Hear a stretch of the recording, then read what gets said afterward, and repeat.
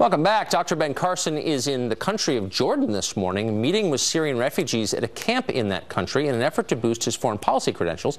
Meanwhile, here in the U.S., President Obama is reminding governors across the country that they have no choice.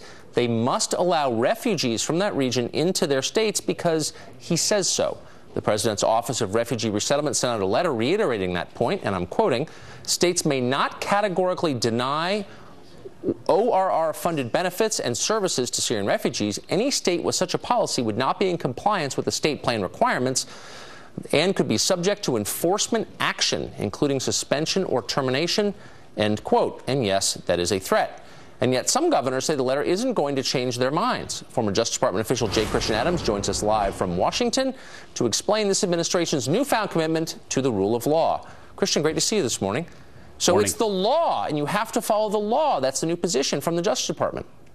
This is a president who always seems to put politics ahead of national security and the safety of the American people, Tucker. He's right in a way. Under our current federal arrangements, states are subservient to the federal government on refugee, national security policies. But here's the catch. The states could simply refuse to take federal money.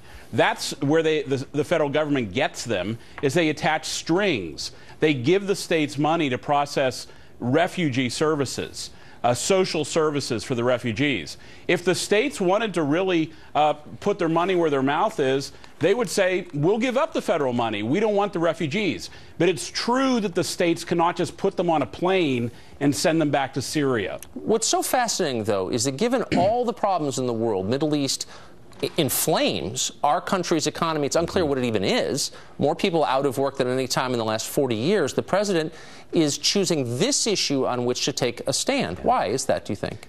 Well, it's part of a fundamental transformation. Don't forget, this is a president who sees changing the electorate in the long term through immigration policy. These refugees, once they get U.S. citizenship, once they have children, will tend to vote for big government Democrat policies. It's a long-term game. So when you bring 120,000 in, you're not only helping the president's political worldview, but you're also endangering America. I mean, look, the vetting is inadequate here, Tucker. They're asking whether they have ties to terror. That is not enough. You need to be looking into their attitudes toward jihad. It's not just what they've done in the past in Syria, for which there's almost no data. There's no database in Syria that you could look up this stuff. They need to be looking into what these people believe and what they might be willing to do, and whether it will resemble things in places like Paris and London and all throughout Europe. Do we want America to start to look like Europe with these huge enclaves of refugees? Unassimilated. So the rest of us see a threat. The president sees new voters. Is there nothing the state governors can do in response to this? Well, they could refuse to take the federal money. They can make it difficult.